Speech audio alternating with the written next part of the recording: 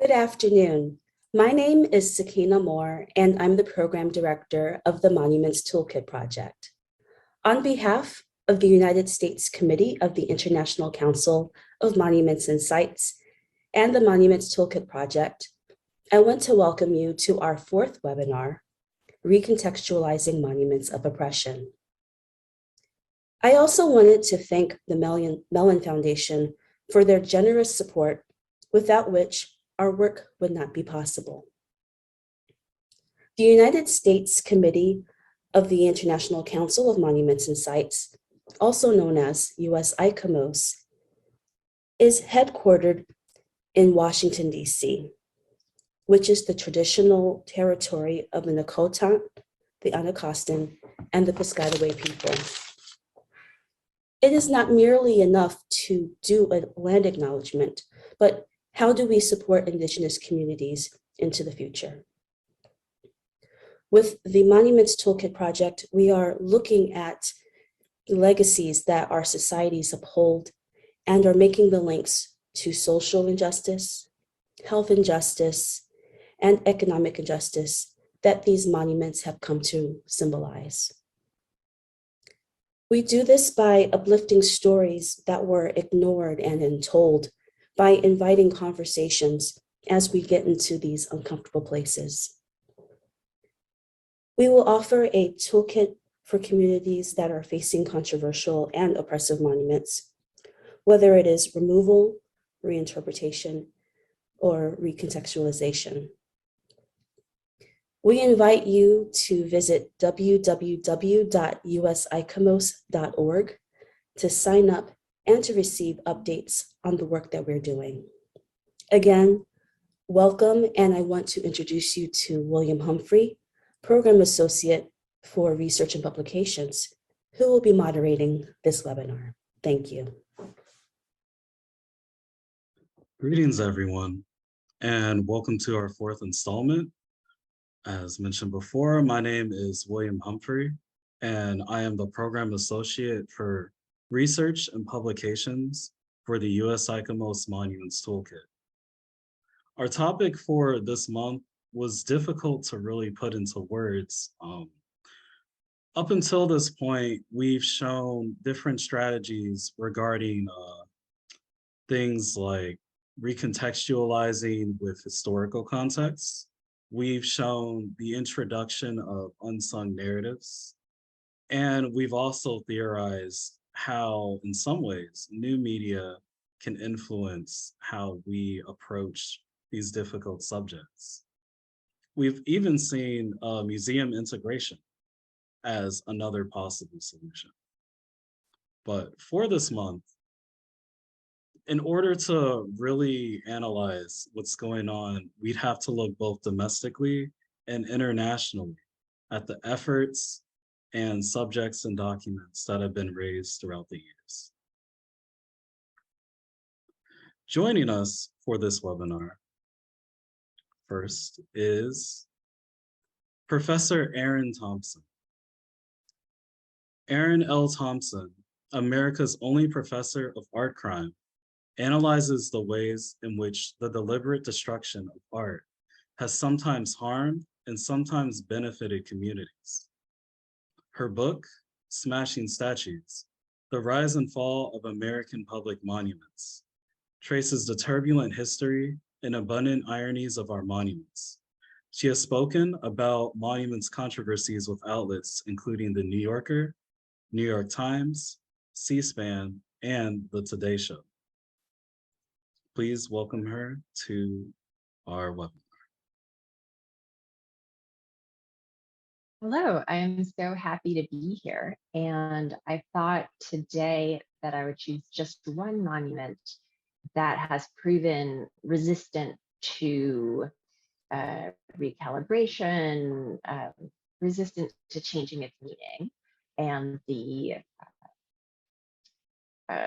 objections to it as a monument. And I want to go back a bit in history to think about just what exactly is that makes this monument open to concern and what might stand in the way of a recontextualization rather than just a removal. So this is the Freedmen's Memorial in Washington, D.C. Here is an image of it, and I should very much emphasize that I am drawing on the research of many others here, including the art historian Renee Otter, who's written very eloquently about this piece. So it was dedicated 11 years after Lincoln's assassination, and was the subject of some protest in 2020. And then a lot of pushback on those protests. There's a lot of discussion of, oh, now people who object to monuments will object to anything. They even object to Lincoln. They object to this monument, which was paid for by African Americans. So why in the world are they getting so upset about this? So to understand, it's important to look at people's analysis of the visual constituents of this monument and then to look at the history. So Adder and others have gone into the way in which the figure of Lincoln is differentiated from the man he is supposedly freeing. So Lincoln is standing tall, he's stretching out his hand protectively, the other hand holds a copy of the Emancipation Proclamation, and at his feet is kneeling this man. He has manacles around his wrists, which have just been broken. But he's shown sort of as not participating at all in his own freeing. He looks kind of confused, kind of dazed. He's subordinate. He's on a lower level. He's nearly nude. He looks like someone who's receiving freedom as a gift rather than something that he has fought for, as many African Americans did indeed fight for their own freedom during the Civil War. And the history of the monument is also important to look at because it was paid for by donations from freedmen, as the name suggests, but they gave their money without having any control over the process. So an organization called the Western Sanitary Commission of St. Louis started to collect these donations, many of which came from veterans of the US colored troops. And they had full control over the selection of the sculptor, the design of the memorial, et cetera, et cetera. One of the men on this selection committee, they're all white men, was William Greenleaf Elliott, an ancestor of the poet T.S. Eliot. And he found the sculptor. He had toured the studio of a man named Thomas Ball in Florence, Italy, a few years prior, and had seen this half-life-size sculpture of which was called Lincoln and the Kneeling Slave. You'll see why I am retaining that original language soon. And so he advised the Western Sanitary Commissioners, let's hire this guy. He'll make a version of the statue life-size in bronze. And the only change they asked him to make was to replace the features of the kneeling man. So if you read Thomas Ball's autobiography, you can see him discussing making this statue. He was moved to do so by the death of Lincoln, which he found very tragic. You can see him talking about receiving these horrible tidings of the assassination. He was living in Italy. He hired someone, a model of color, it's not exactly sure who, and started sculpting this marble sculpture, which you just saw. And he says that the model was not good enough to compensate for the unpleasantness of being obliged to conduct him through our apartment. So basically, he did not want to even be near enough to a person of color for the time it would take to have that person pose as a model for this sculpture. And so he says that instead, he just put up a mirror and sculpted the body after his own body. So the change he made was Elliott asked him to replace the features of this kneeling man, so Ball's body, own body, and then he puts on the head of this man named Archer Alexander. Elliott had this photograph taken of Alexander to give to Ball to sculpt.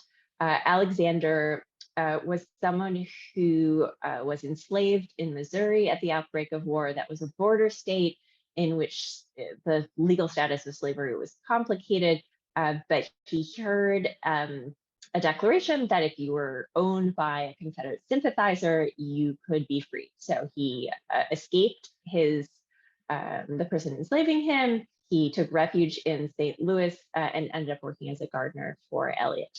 And he was not only freed himself from slavery, but then he escaped from people who were kidnapping people of color to sell them back into slavery. So the first time he escaped these kidnappers on his own, the second time he escaped with the intervention of Elliott.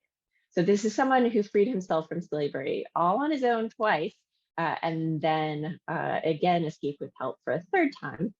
But in this sculpture, he is turned into this kneeling, helpless man who is just getting freedom as a gift instead of risking his own life as he did, as the many veterans whose donations paid for this statue did when they fought for the Union.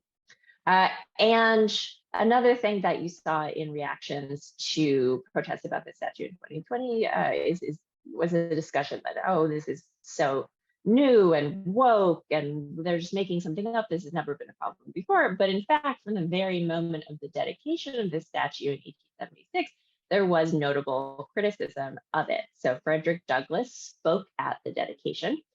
He made some comments about the kneeling man at the dedication, and then he wrote a letter to the editor shortly thereafter, which I'm showing you a quote here, criticizing the statue for showing the man nude and kneeling, and saying that what he wanted to see before he died is a public monument showing a Black man on his feet, not just kneeling like an animal. And unfortunately, he would not see that. And it is still vanishingly rare in public monuments, even today. I found in my research very interesting this book written in 1916 by a Black journalist and activist named Freedmen H.M. Murray. He collected all the examples he could find in 1916 of African Americans represented in public sculpture in the US. There were not many.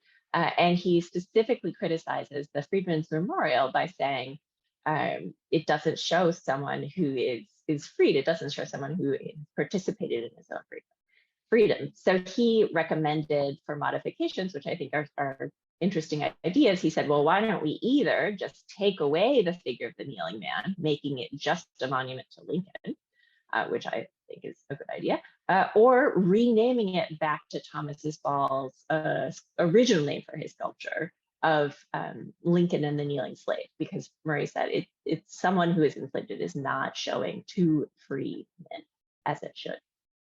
In 1974, the park in DC, where this sculpture is, the Freedmen's Memorial, Lincoln Park, saw the dedication of another sculpture, which was sort of meant as a recontextualization of the Lincoln sculpture. So this was a monument to the Black educator, Mary McLeod Bethune.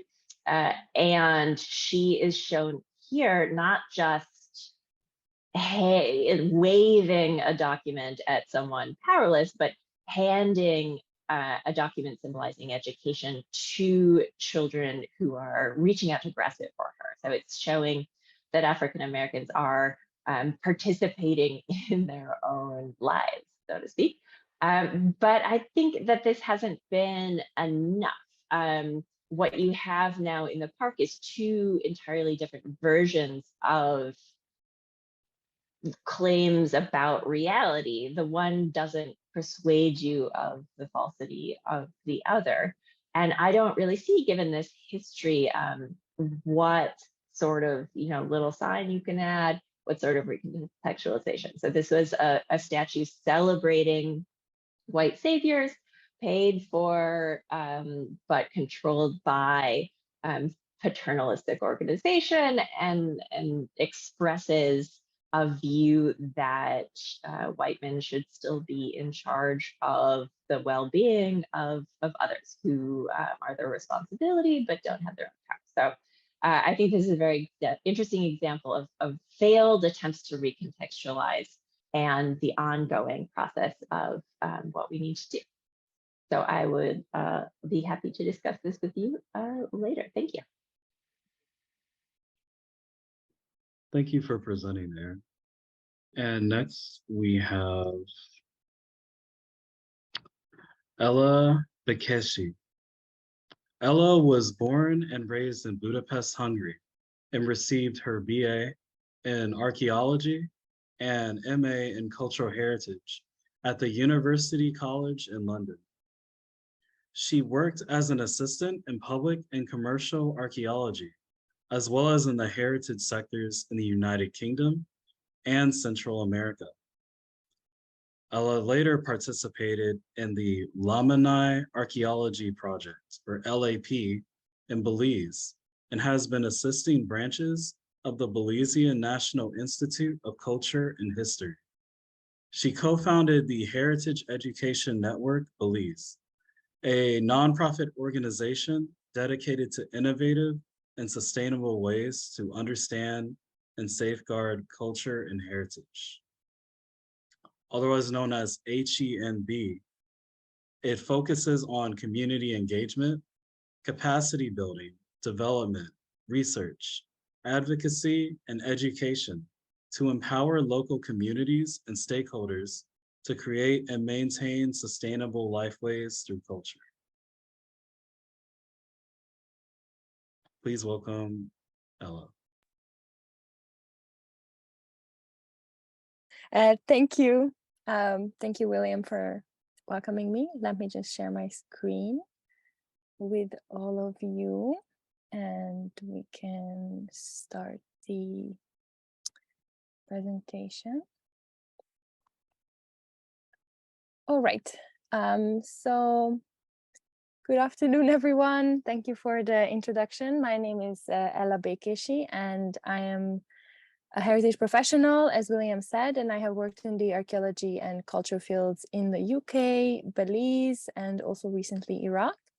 And the reason why I am here to present, though, is because I am originally from Hungary, and I grew up in Budapest, actually not so far from Memento Park, which is going to be the center of my presentation today. I will use a lot of my own experiences growing up in Hungary and how people around me perceive the park or what it represents, and I hope I give it justice. I also want to thank US ICOMOS for the invite. I hope you find my presentation interesting. So let's get started. So Memento Park, or so-called Sobor Park, which means statue park, simply in Hungarian. I want to share some basic facts about the place before we get into it. So it is a park that houses monumental statues and material from the times of the Soviet totalitarian regime in Hungary. It is conveniently located on the outskirts of Budapest in Hungary, out of sight in the capital, as you can see on the map. And it actually consists of the statue park itself, a Baroque cinema, a photo exhibition, the so-called Stalin's grandstand, which I will talk to you about, and a storage showroom. So I would describe it as an open air, semi-open air museum, and it can be visited by anyone during opening hours. So I also want to touch on the history behind Memento Park. In 1945, after the end of World War II, Hungary was on the losing side. And soon after, communist politicians grabbed power and implemented the Soviet-type totalitarian dictatorship. And as during many totalitarian regimes, monumental public statues were inaugurated throughout the decades to praise the communist ideal. Now, the trick is that actual famous and important artists were commissioned to create these artworks, and they are still, to this day, actually are appreciated for their design. Then when the regime and the ideology collapsed in 1989, 1990, not so long ago, the fate of the statues actually became a topic, right? What do we do with the statues? And some people wanted these monumental statues and memorials to be destroyed and melted down, but really most people just wanted them gone, just out of sight.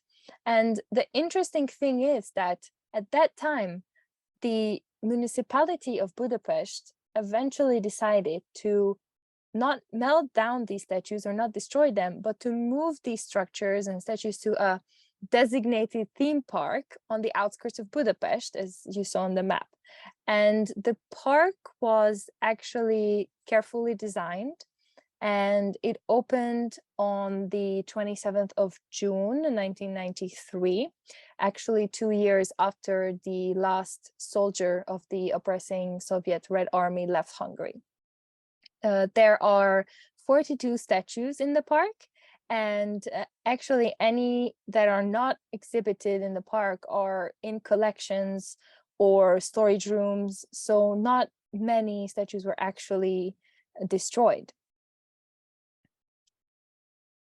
Then the designer of the park was Ákos Elliott. He's actually a renowned Hungarian architect whose works across the country actually carry a lot of philosophical thought. And he's known to play with space and reimagine function. And he actually took inspiration from the poem of a famous Hungarian poet called Gyula Illyés.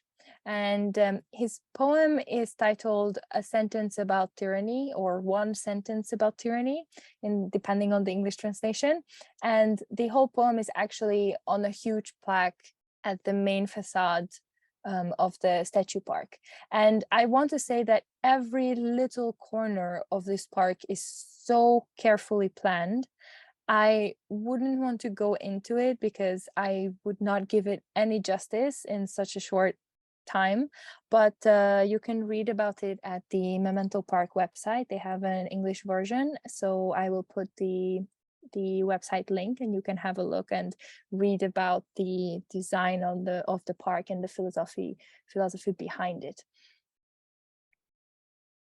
Okay, so first, what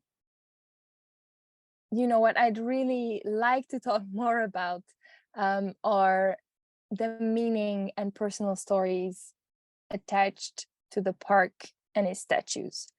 So I will show you a few of the statues in Memento Park, and I will talk about them one by one. Firstly, I want to show you this piece by Zsigmond Kisfeld-Strobel. It is the Statue of Liberty on Gallert Hill and the so-called liberating Soviet soldier that used to stand at her feet. Now, the statue group was commissioned in 1945 by Marshal Voroshilov, who was the Soviet commander of the army responsible for the liberation of Budapest from the fascists at the end of World War II. And the statues were completed between 1947 up to until 1958. Now, only the Soviet soldier was taken to the statue park. You can see it on the first photo, and then on the right, already in statue park. It is a 6-meter tall statue. It's absolutely huge. You can, I think, see the man next to the statue. But interestingly, the Statue of Liberty on Gallert Hill hasn't been moved, and it is actually still one of the symbols of Budapest. Right, so I don't know if you've been to Budapest, but you can see, this is a modern picture, the female figure above the city holding a palm branch to this day. And it symbolizes victory and peace. Now, I grew up in Budapest. My high school was actually a 10-minute walk away from Gallert Hill.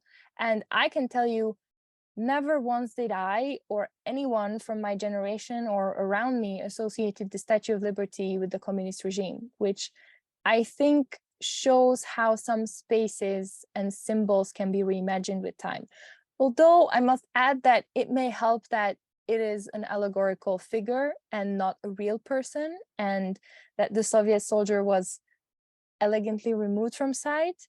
Nevertheless, the statue is part of Budapest now, which is something interesting to think about. And then there is this statue by György Segesti, and it is actually the only Cubist style statue of Marx and Engels in the world. So this one is in the statue park, and it is prized because of its artistic contribution. And then we have this monument by István Kis, which was originally erected in honor of the first workers' state, which was the short-lived Hungarian Socialist Republic in the 1920s after the loss of World War I. Or, as people would call it, the cloakroom attendant. Because where it was positioned near a park, near some greenery, it looked like a cloakroom attendant running after someone saying, "Sir, you forgot your scarf." So this was actually a running joke amongst people, and people still remember it, right? So when I talked to my dad about it, he would see the statue and he would be like, "Oh yes, sure, the cloakroom attendant." Then we got Stalin's boots, or what is left of Stalin's originally grandstand after the crowds sawed it off at the knees during the 1956 revolution in Hungary. And people actually took parts from the statue home. So you can hear stories from parents that, oh, they knew the guy who took Stalin's hand, or they took this piece or that piece, or that was the guy that had Stalin's, I don't know which body part, and everyone knew. So it's kind of like it's something people talk about. And it was originally an 8-meter tall bronze statue of Stalin, and the boots actually became a mockery of the dictator. So in this sense, it is a monument where actually the absence of the monument itself represents an important turning point in Hungarian history. Then I wanted to show you some photos from the 1956 revolution, where people taking down the Stalin statue. And honestly, I could go on and on about stories that, you know, friends or my family told me about these monuments. But what I wanted to highlight is that these statues were standing for decades and actually became part of people's life in a non-ideological way. You can hear stories from people having their first kiss by one of the statues in a park where it used to stand. You have colloquial names or colloquial place names deriving from jokes or names of the monuments that have stuck to this day. And so these monuments tell stories of not only the regime, but people's life through time in a very, very, very personal and very deep way. So my question is, why not safeguard those stories to remember and give the opportunity to the next generation to learn? Another interesting question is, who visits Memento Park, right? When I was talking to management, and I have been to Memento Park many times, I was actually told that they get curious tourists who want to learn about the communist history of Hungary. They also get school groups. I myself have been many times with my school, with my class, but a lot of the visitors are actually families. It has been 33 years, and basically my generation is the first one not to be born into the Soviet regime. And so you get my generation visiting with their children, parents, grandparents, and the older generations tell stories about the statues and the times they lived in, and so on. So as you can see in the picture, this is the last time when I went to Memento Park. There was a grandmother taking her grandson, and the whole time, this was a special time when we had a special tour, and the whole time, you'd have the grandmother talk to her grandson about, oh, this is the statue that was there when I was doing this, and this is the statue that we hated, this is the statue that we accepted, this was a funny one, and oh, back in the day when it. So you'd hear people reminiscing about these times, about their lives, because the statues became part of their lives. They were standing there for so many years, And so what I want to ask now is if we can rethink what Memento Park really is. So is it a tourist destination? Is it maybe an artistic action ground that exhibits monumental artworks from the 20th century? Or is it an educational center? And also, more importantly, can it be a place to remember? Now, I understand that politics or the social and historical context is very different in other countries. However, I wanted to present this specific case study from Hungary to show that there are some interesting ways to recontextualize monuments of oppression. And I hope I have shown something new, and I will be here for questions, and thank you again for inviting me. Thank you for presenting. And at this point, I would like to open up the Q&A portion of the webinar. All of the panelists can come back, and guests, you are able to submit your questions using the Q&A feature on Zoom. And after review, I will pitch them to both of our panelists. In the meantime, I wanted to ask Erin, do you believe that there was an underlying purpose in the sculptor's decision to replace the original model for the Freedmen's Memorial with a figure that had been known for escaping slavery on their own?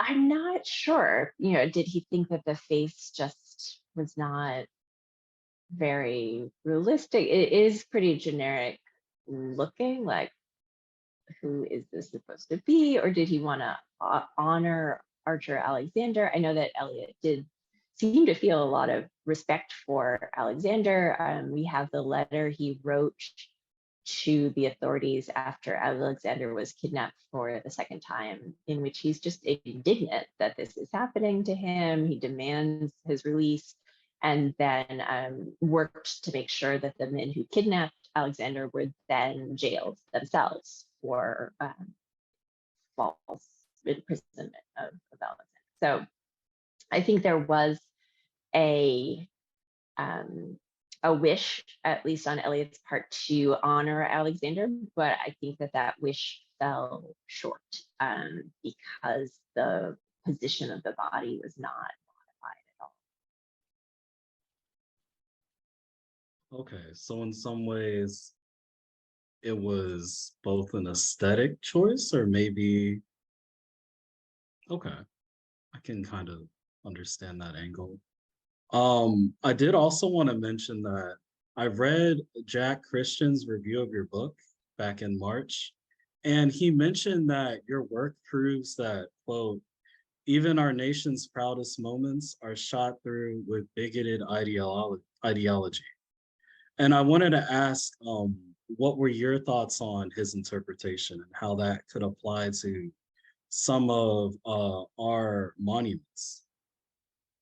I think that's true, that we really have a long way to go of reconsidering America's monumental landscape as a whole.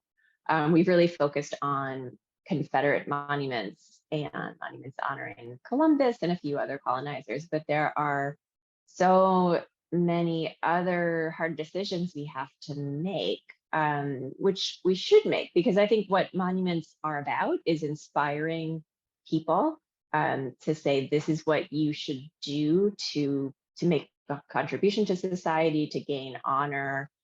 These are the type of people that we praise. And so if you are looking around America and seeing that 90+%, maybe even 95% of statues are honoring old white dudes, to be casual about it, you begin to think, oh, these are the type of people who deserve honor. Those statues were put up often at a time where that was true. They're put up to mark out who you should want to be, or whom you should think yourself obliged to follow. So I think we've got a numbers problem. Our statues don't reflect the diversity of America. And we also have, like the Freedmen's Memorial shows, a lot of statues that you might think, oh, this is praising the right thing, but is doing so in a way that ends up undermining certain people. So in the book, I follow some influential prior criticism, including Freedman Murray's criticisms of Union memorials, because those two have a very bigoted view of what post-war America should look like. So they almost never include any acknowledgement of the US colored troops' participation in the war, which was really crucial to the war efforts. And if they do, there's a handful of them. They show Black figures as subordinates, as, feeling ungrateful, or just sort of ragged in the background, not as full equal citizens. So I argue in the book that Confederate monuments might deny the full humanity of African Americans, but Union monuments often deny that they should be full equal citizens. And this type of visual reminder, it's like the noise in your head. It's like the constant reminder of what influential people think should be true about America. And those are still not even really recognized or questioned widely. So yeah, I'm pretty cynical and skeptical about a lot of American monuments. Thank you for that response. That was very hearty. I definitely want to dissect that once this is all over as well, because I had the same questions. Ella, we have a question from Ms. Donna Graves. She asked, is Memento Park used as a place where politics are debated or enacted today? And how does Orban and the Fidesz party think of it? Mm-hmm. That's a good question, actually. The first part of the question, is Memento Park used as a place where politics are debated and acted today? The answer is straight up no. It is a museum, and you can feel it too, but I also know the management, and they are as apolitical as it gets. So they really just want to showcase the history, showcase, the history of the country, the history of these statues, showcase the artistic contributions and the artists who created these statues. And so it is not used at all for any any political debate, for any political event. It is purely, a weekend outing for families or for schools. The other part of the question about the Fidesz party, again, the answer is not really. I mean,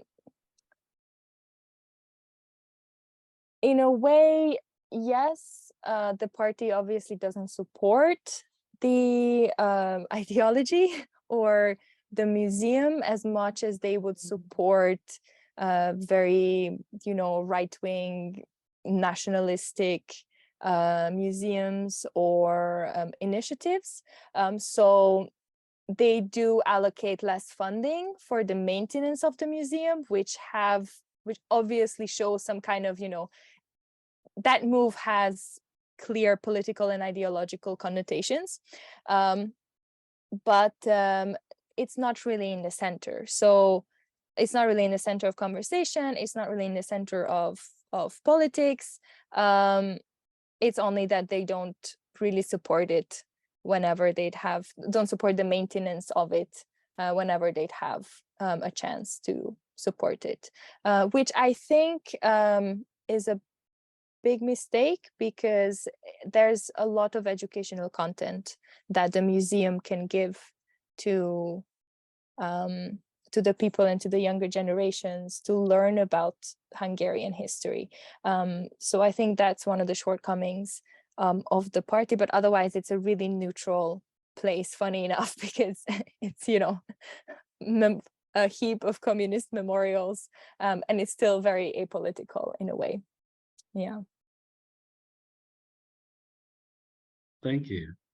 I would like to pitch this next question to both of you from Stephen Kelly. So initially, he directed it at Ella regarding Memento Park. He says that it's interesting that his quick Google search on the Statue of Liberty monument in Budapest provides no photo of the monument with the Soviet soldier in place beneath the main statue. And he says it is as if the history of that monument has been erased. So he asked, in rethinking these monuments, and I'd also direct this towards the Freedmen's Memorial as well, do we want to erase their history when we are recontextualizing them? And he argues that this is not the best approach, but I would love to hear both of your responses to that question.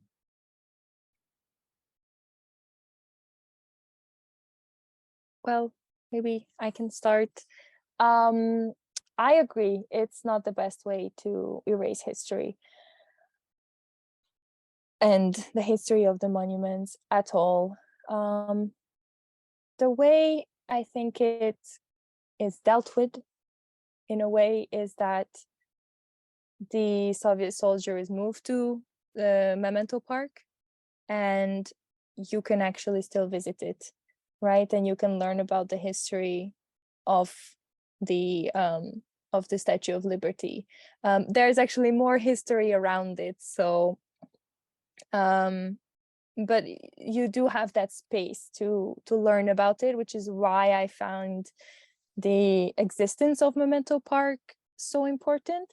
But at the same time, yes, I agree, in the general public, unless you know about Memento Park, or unless you visit with your school, or unless your history teacher or someone in your family tells you the story and then you actually learn about it, it's not very, promoted, right? I think it became, throughout the years, it became something completely different. Like I said, nobody would associate the Statue of Liberty itself in the center of Budapest with the communist,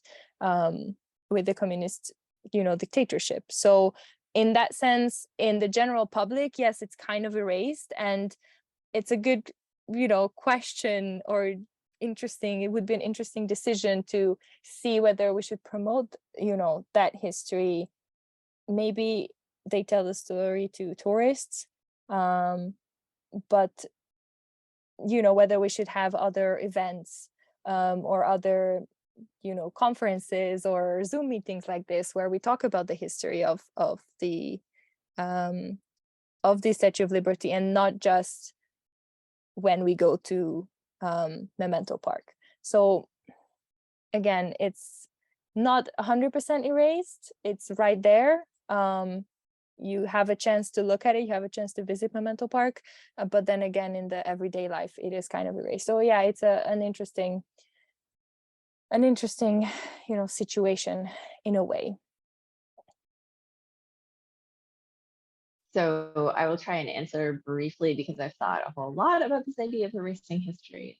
It's not an hour dedicated to me thinking about it. I will summarize, but I've written a lot about it in my book, Fashion Statues.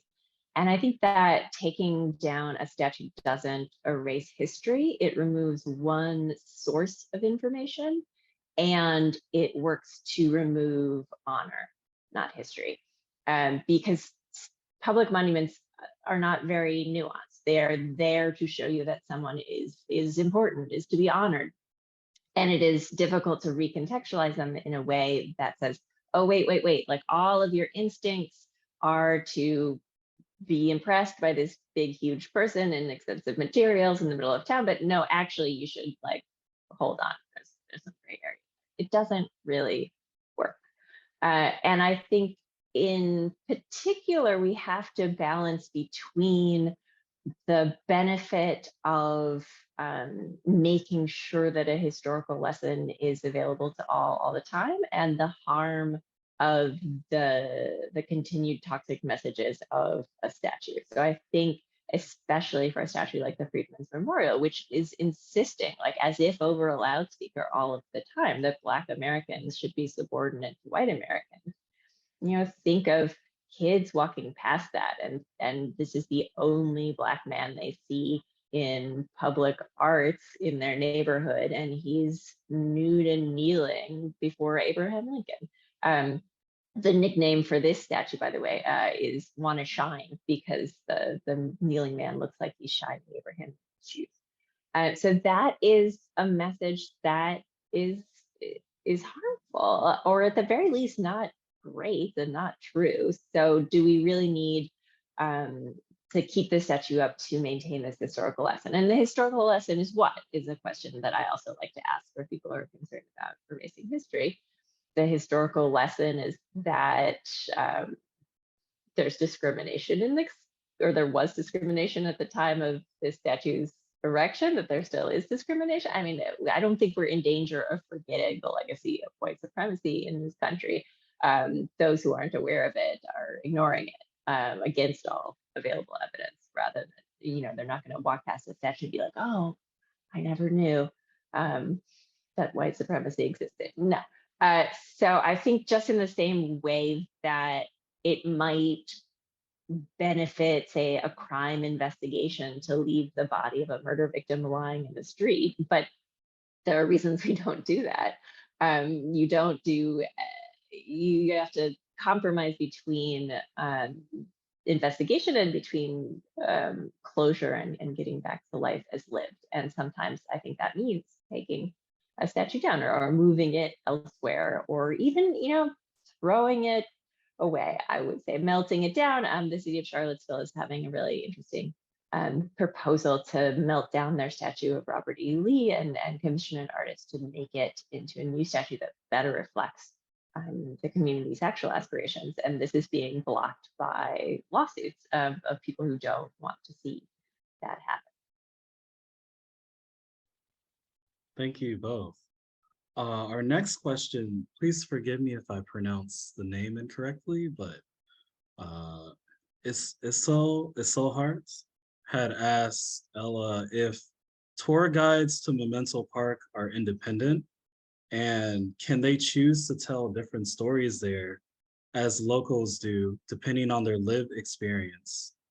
Can they extend that history or make it shorter? Yeah, so first of all, I think whoever is your tour guide, everyone will always add their personal twist to everything, no matter the topic and no matter the place. And yeah, so, but I think that a lot of times, first of all, I don't know if there are independent tour guides. I think Memento Park has their own tour guides, or people who actually work there and they take people around on tours. I'm not sure if other big tour companies may have their own personal tour guides. Maybe if they do, then those tour guides would have a set, you know, depending on the quality of the tour operator, the independent tour operator, they would have, you know, their own things to say. I think, again, because these statues and the history is not, you know, it's not so long ago. It's only been 33 years. So the memories from the statues, the memories about the statues are very present still, you know. I can talk to my dad about it forever. I can talk to my grandparents about it forever, right? And it's their personal. So I think it's still so recent that people will inevitably add their own twist to the stories and the statues and the history. Whether they totally distort history, again, is a different question, because, you know, once you're aware that it's a personal story, or once you're aware that it's a personal, you know, affinity to a statue or a statue's story, or your, you know, life around the statue, you kind of listen to that story with awareness, right? Already knowing that it's a personal perspective. So again, the park tries to be very apolitical. So they would tell you the facts, they would tell you some of the stories, and that would be it. If you have a parent going with you, a grandparent, it's going to be a very different experience. Yeah, so. To follow up on that question, I wanted to ask you both, how do you believe the generational divide between visitors affects their interactions with these monuments? And I have heard that in regards to the Freedmen's Memorial, there's a younger generation that doesn't really interpret that monument as oppressive, or that sees nothing wrong with it. And similar to what Ella had said, they have their own set of memories and experiences at that monument that they might want to also hold on to. So I'm curious to hear both of your thoughts. I think for now it's just anecdotal, because there hasn't really been sustained public engagement, at least with the DC version. There's a copy of this memorial made in the 19th century that was put up in Boston, and the Boston Arts Commission had a long series of public hearings seeking feedback on whether or not they should keep it up or take it down, and they ultimately decided to remove it based on that public hearing. But I would be really interested to hear people's thoughts. I think often about what is the role of a historian. I don't want to say, here are the facts about Ball and the sanitary commissioners, and therefore you should think this way versus that way. No, you can feel whatever you feel. I just want to make sure you have all of the information. But I think this type of discussion is what's most exciting about our moment in relation to statues, that it calls for this discussion. It calls for public art to truly be public. We think public, it must have something to do with the public, but in fact, it's often paid for and designed by the people wealthy enough to commission a statue and powerful enough to ensure a place in public. So it has very little to do with the actual wishes of people who live in the neighborhood or see it. So now we might have a chance to actually, as public, as communities, weigh in. Do we still want this thing or not? And it could be that the neighborhood, that the wider publics are like, yes, great, I love it. It doesn't have any of the negative associations that Professor Thompson thinks. So great, I would be very happy, but I want to see that discussion happen. on my side, thinking of generational difference, right? There is, I think, a big generational difference, especially between my generation and my parents' generation. Because like I said, my generation is the first one that was born after the regime ended, right? So maybe there's not much difference between my parents, my grandparents, potentially my great-grandparents' generation, but between my parents and my generation, yes. Primarily because I studied about the communist dictatorship from a relatively outsider's perspective, versus my parents lived it, right? So for them, I when I think back of what I said about Memento Park and the memories, and it's all positive, right? It's all positive memories that are associated, not obviously not all positive, but the personal memories, some of them, a lot of them, especially reminiscing, are positive, which can be shocking because these were not easy marshmallow times, so the fact that the people reminiscing and bringing their personal point of view is a positive point of view is very interesting, and it's a big contrast with me and my generation, where I only see the objective history and the struggle that people had and what remained, the social, the political contexts and issues and behaviors and traumas that remain from those times. I lived through those, and so for me it's a negative, and for a lot of people it would be a negative way to look at it. But then you have your father or grandfather with you and be like, oh, this is such a funny story, and and you only hear positive memories about it, and maybe it's a way for people to cope, but still there's a big difference. And so in answering your question, there's a massive difference in the post communist generation versus the during the communist generation. So yeah.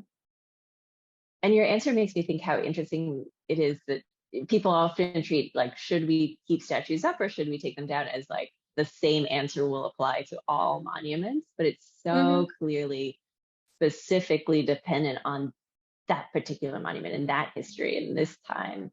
So nobody likes the answer, well, it depends, but it so depends. Yeah, it really depends. Like in the case of the Gallert, in Gallert Hill, the Statue of Liberty, you took one, you took the Soviet soldier, and then everyone's okay and everyone's happy with the Lady Liberty, Our Lady Liberty. And you don't hear about it, right? Nobody complains. It's totally fine. So again, in that case, maybe that was an okay solution, right? In other cases, maybe not. If we talked about the current monuments being erected, for Nazi leaders in Hungary, that's another question. I think another reason why it's so different from the situation in the US is because, like you said, it's a time period that passed.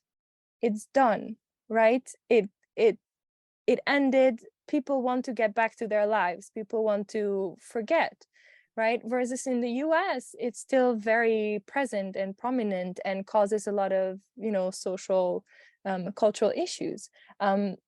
So it's a little bit easier for us here, to remove a communist statue because everyone will be like, sure, go ahead, But yeah, exactly. In the US, it's different. It's very different. Yeah, people say it's the Civil War, get over it. That's so long ago, but it's not a statue about the Civil War. It's a statue about race relations in America, which is and likely will always be a real heavy point of debate. I feel like Hungary have been blessed with a clear cut, you know, a clear ending of a period that we don't want to remember. And that's it. And that makes things easier in a way. Thank you both for that exchange. This was wonderful. Ella, I have a question from one of our previous panelists. Dr. Petra Shodova had asked, what do the statues in Memento Park actually represent? How are they perceived by society?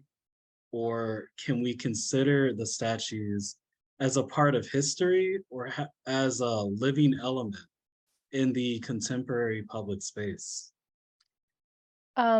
We can consider them as part of history. They're not part of the contemporary public space at all. I think Memento Park really fulfilled its goal in terms of moving the statues out of public sight. It's a museum. It's not even a well-known museum, actually. So I know about it because I lived close to it. Maybe some people find out about it because their teachers take them during school or they live near it. People don't really know, not even a lot of Hungarians know about it, right? Maybe in Budapest, but not necessarily outside of the capital.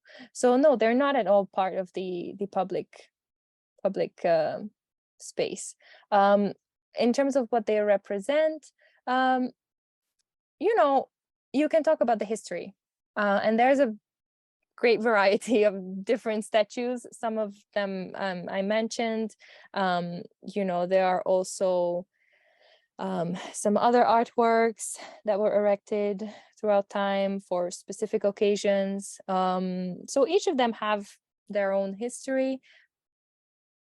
They're really considered to be in the past, right? They're really done representing anything for my generation, at least, right? For my parents' generation, maybe a little bit more because they remember, but they're not in the public space, in the public thought even at all.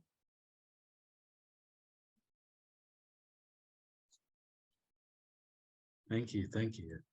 I wanted to ask Erin about, I believe it was Murray's suggestion on what could be done to modify the Freedmen's Memorial.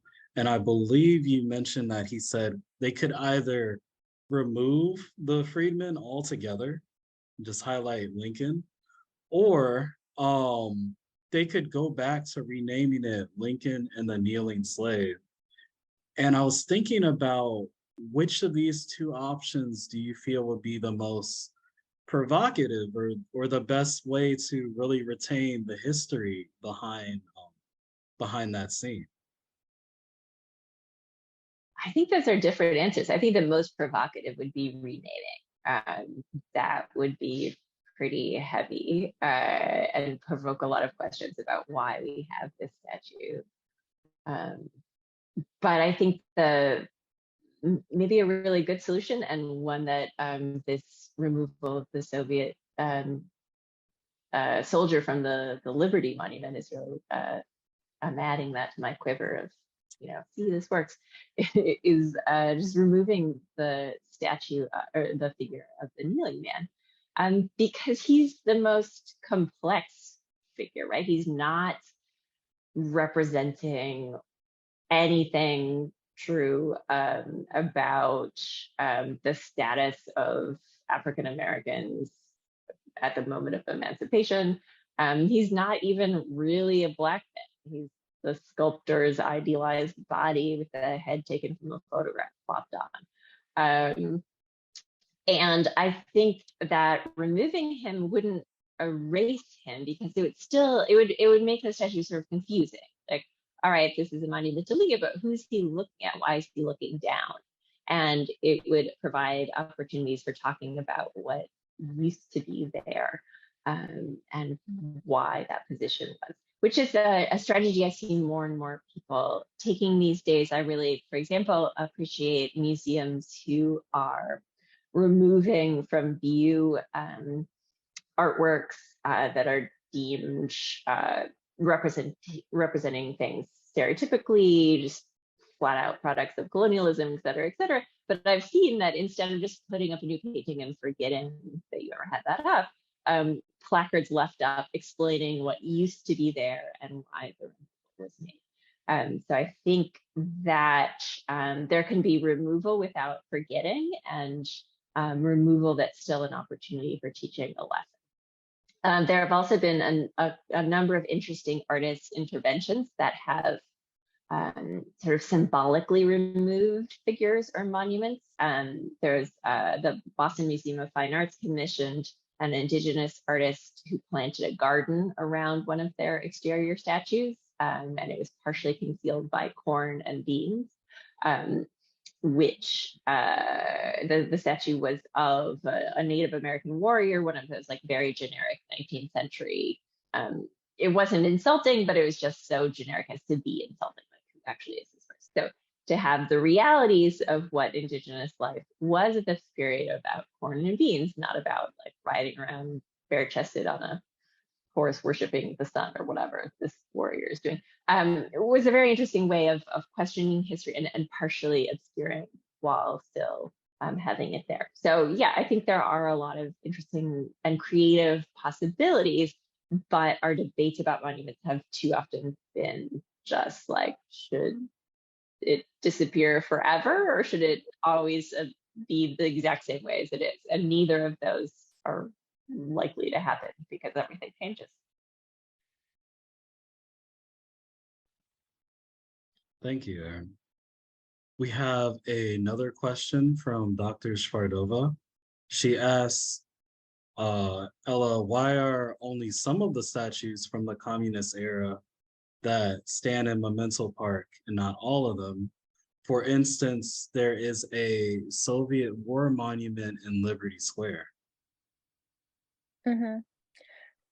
That's essentially, it was the curator's decision. So like I said earlier in the presentation, the park was really well designed, and the theory behind it, the concept behind it, even because an architect designed the park, even the pathways inside the park represent an eternity sign, and it's so elaborate that I think the statues were really, really carefully selected, based on the story, based on the artistic value, based on the concept that they wanted to bring through with this exhibit, with this park. So I think you can actually find out more about it if you go on the website, or maybe I can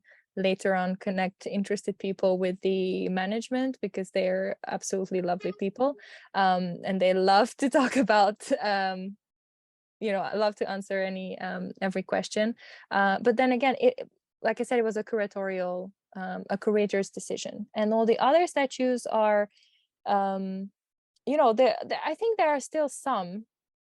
There were thousands, right? So there are still some left, and they're being removed or put into a storage room. But generally, somehow this idea that we're not destroying the statues, we just put them aside, or put them in a storage room, it really persisted here in Hungary throughout the times in the past 30 years. So we don't really tend to destroy monuments, we just move them, and then later on, we can put them in museums or not.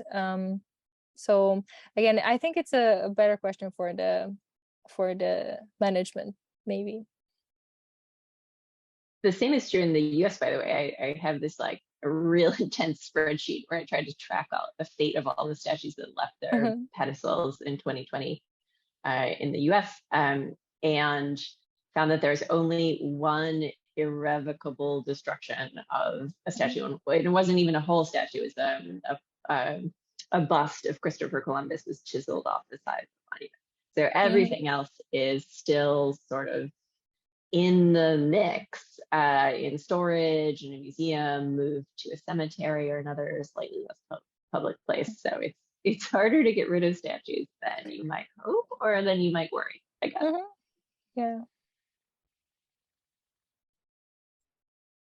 And I have an additional question from Madeline L. Norden. She asks, how do they take care of the monuments at Memento Park? Are they kept in their original state and allowed to decay, or somewhere in between?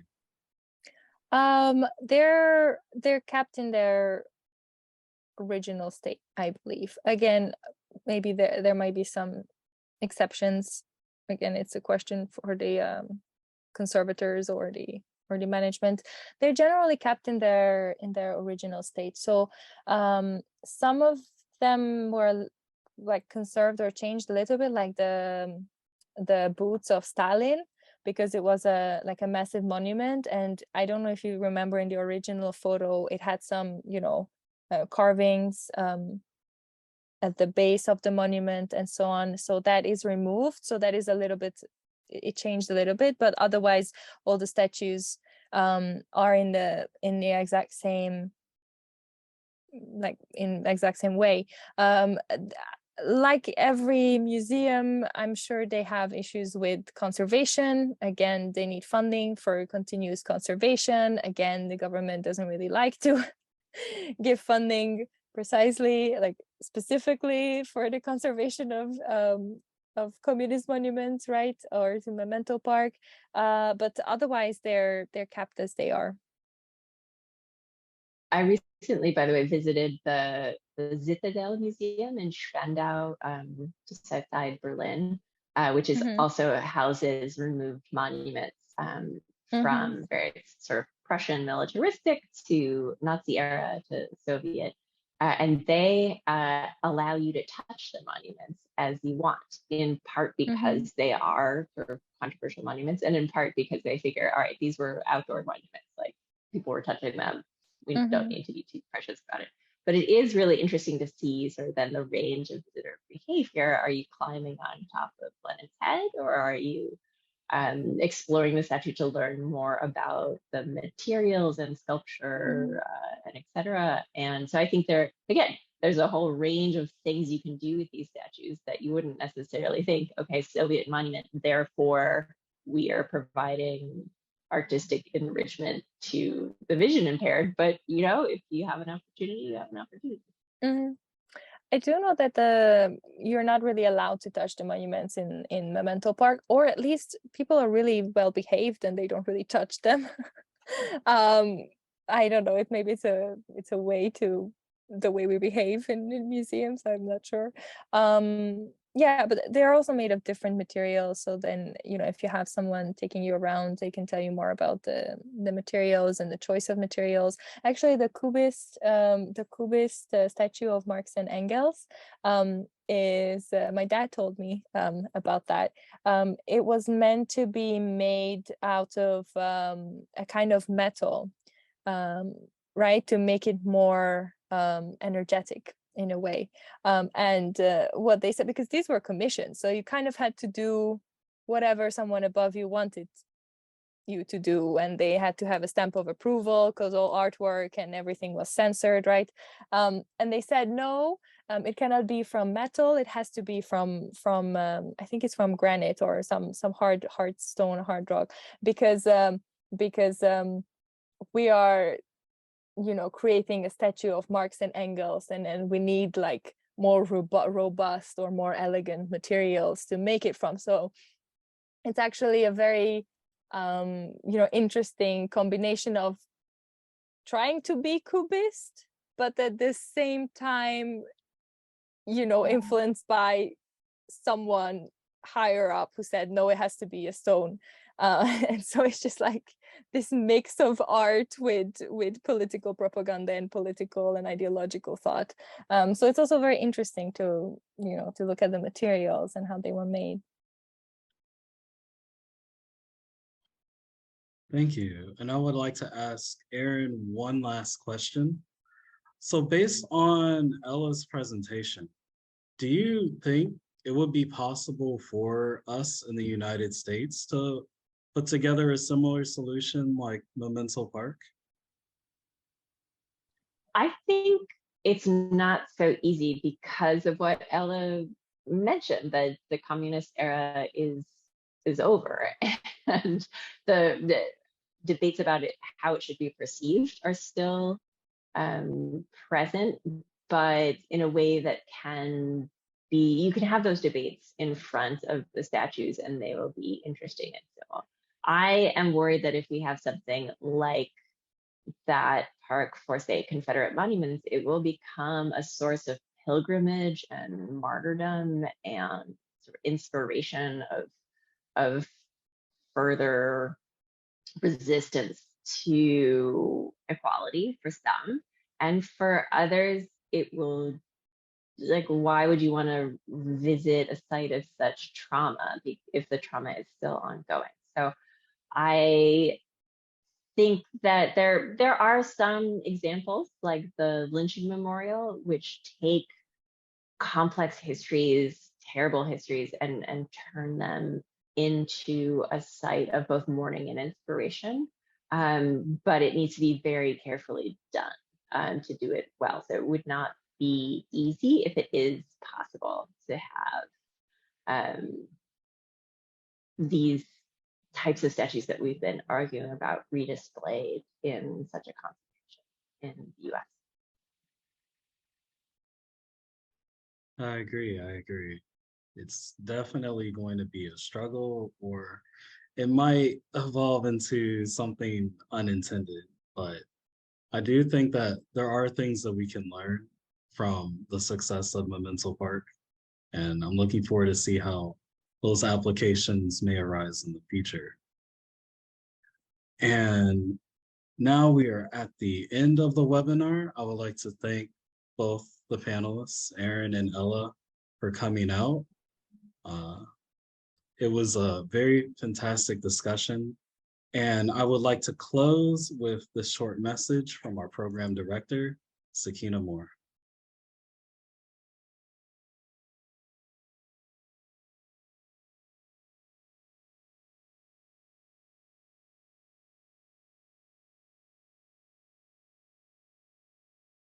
Thank you, William.